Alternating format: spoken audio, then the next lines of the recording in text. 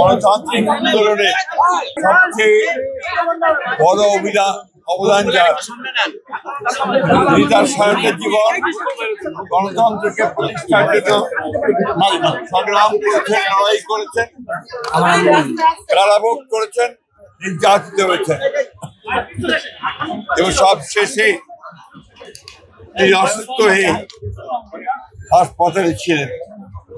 আপনারা জানেন যে গত দুদিন ধরে তিনি আবার অসুস্থ হয়ে এবার কেয়ার হাসপাতালে ভর্তি হয়েছেন এবং গতকাল রাতেই ডাক্তাররা বলেছেন যে তার অবস্থা, শারীরিক অবস্থা অত্যন্ত সংকটময়।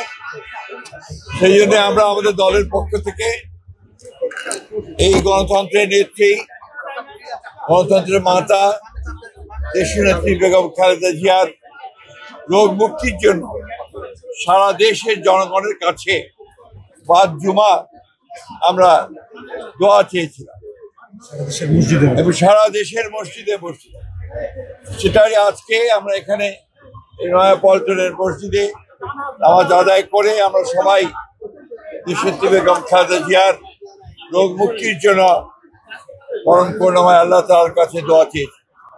আমরা দোয়া চেয়েছি তিনি যেন আল্লাহ যেন তাকে সম্পূর্ণ সুস্থ করে দেন।